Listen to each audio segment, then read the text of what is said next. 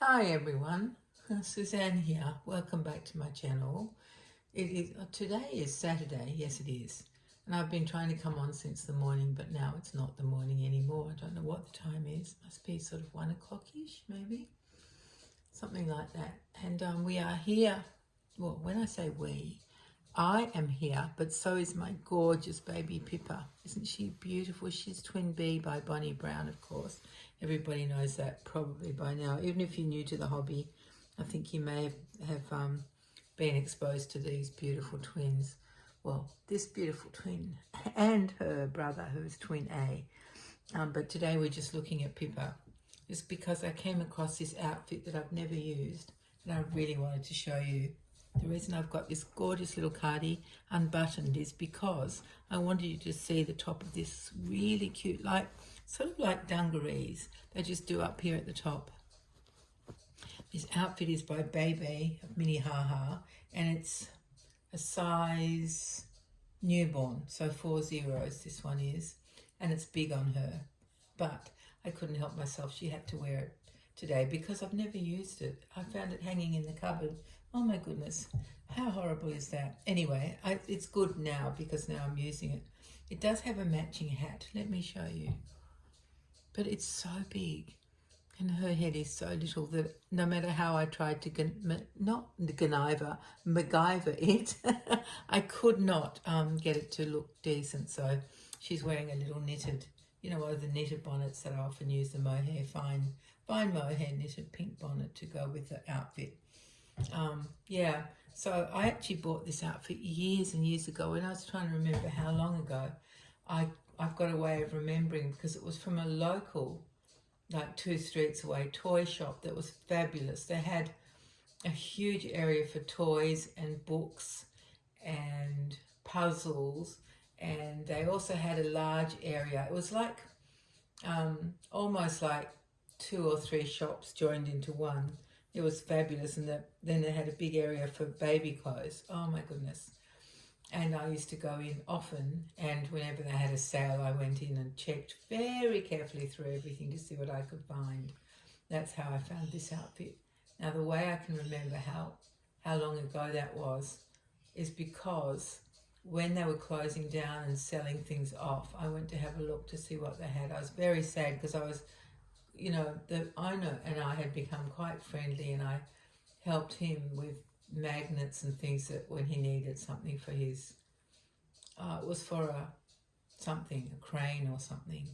And at the time my grandson, who is now 15, my grandson was 2 when that shop was closing, and I really contemplated buying a crane for him. It was a beautiful metal crane that actually worked. But I decided not to in the end. So he is 15 now. When he'll be 16 in October. So that's how long ago that shop's been gone for. And that's when, at least that length of time ago, that I bought this outfit. I have a matching, similar kind of one that I bought at the same time for my Twin A, my jaunty. It's in a velour, like this is velour. But it's navy, and it's not 3 pieces. I think it's just maybe some dungarees and a hat, something like that. Anyway, let me tell you about this gorgeous outfit because it's so special.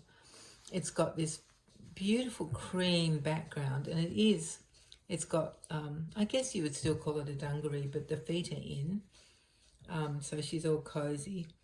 And because her legs are very bent, the newborn size is really good for her. But the jacket's a bit big, so I've made that look okay.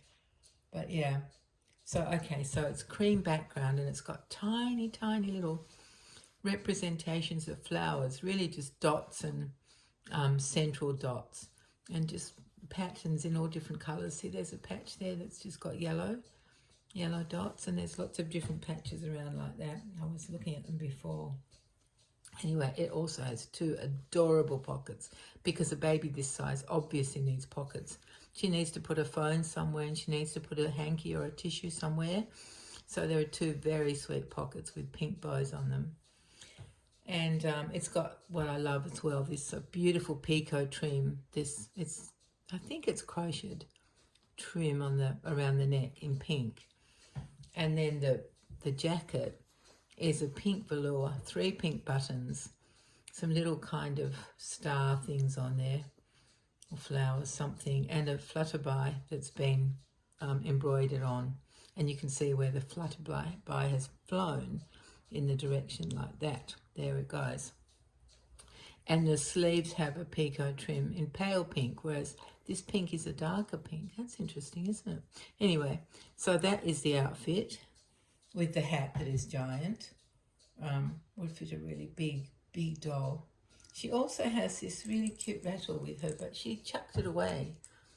And I thought, okay, you don't have to have your rattle, but let's show everybody anyway. It's one of those Kate, oh no, that's Alum Rose, that's right, Designs Australia. Yeah, I thought it was a Kate Finn, but it's an Alum Rose. Very cute little horsey, and it's a rattle. But she chucked it away, so what am I to do? She has some rights. If she doesn't want it, she doesn't have to have it, does she? Yeah. Anyway, that's what she's wearing, and that's why we're here, just so we could say hello to you and hope that you're all doing well. I've come unstuck a little bit, which is one of the reasons I haven't been on YouTube since when I was last on YouTube, whenever that was. But I've been a very silly girl. Actually, some people might say an idiot, which is strong language, but it's how I describe myself for the situation I found myself in now.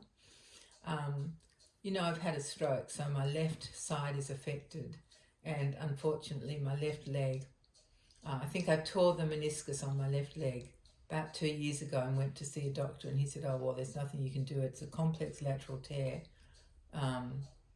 It can't be repaired. You'll need a knee replacement. And I scoffed and said, I don't need a knee replacement, and went on my jolly way. Well, we're 2 years down the track, and without the meniscus and without me having control over the knee joint with my muscles and ligaments, I've actually been hyperextending my knee backwards, which has over time stretched and stretched and stretched the ligaments until about 5 days ago, something bad happened. I think I tore something, and I was in acute pain and couldn't really walk, so it got really drastic, and my daughter said, come and stay with me, come so we can look after you. And I said, okay, let me just see if I can manage on my own. Well, over the last few days when I've been resting it, I think that acute pain has lessened. So it's still very painful, and there's a lot of cracking, not bone cracking, but these ligament things shifting around in there, and it's excruciating when it does that. Worse when I first stand up. Anyway, so as a result, I can't go to and give my presentation at my dog club, which is in next week today, next Saturday. So I'm very disappointed. Really, I had knew what I was going to say, planned what I was going to take to show, and I was just going to talk about collecting in general, and then my collection more specifically. And then I was going to show examples of how my collecting has progressed and changed, and how things came in from the side, and how I discovered all different types of dolls and things. But I can't do it. I can't even get out my front door. Isn't that terrible? There's a very little step out my front door, and I can't even get down that. I can't get onto my front veranda.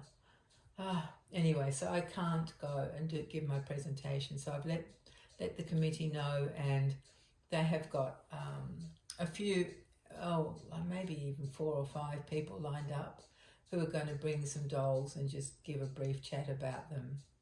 Someone will bring a couple of dark dolls, someone will bring a couple of cloth dolls, someone will bring, my friend Dawn is bringing the things that she exhibited at our Royal Agricultural Show in March. She does the most beautiful, needlework and knitting and all of that stuff. Oh my God, she's just amazing. So she's going to bring what she entered into the competitions that they hold. We give the prizes. We don't judge it, but we give the prizes to the arts and crafts section that specifies, that we are interested in, which is, it's not the dolls that get judged, it's the clothes that they're wearing. Yeah. Anyway, so she's bringing and talking about those sorts of things that she had on exhibition. And so very, very sad that I can't go. But it's impossible. I can't even get out my front door, and I won't be able to in a week. And anyway, it also means I probably have to miss the doll fair at the end of July. I do have a specialist appointment on the 30th of June, so that's still, what, 4 weeks away. And that won't mean instant surgery. I'll have to, hopefully he'll have time to do it soon. And I can get a nice new knee, metal knee, which I've never wanted, but I have to have now. It's that or not walk anymore. Like, I can't do that to myself. I want to walk and do things. So yeah, and I'm sure that he'll be able to set the parameters of that joint so that it can't go backwards. It's limited by its mechanics, which would be great for me because my muscles and ligaments aren't able to hold a knee joint in place and can't stop it from going backwards. So this new shiny metal one will be able to do that, and hopefully then everything can heal and then I'll be as good as new. It's just an unfortunate time of year for it to happen. But yeah, that's my story, my dear friends. Not very exciting, is it? But that's the reality of things at the moment. I'll give you a quick weather report. Tomorrow, is it tomorrow? Yeah, tomorrow's the 1st of July, and that's the official start for our winter.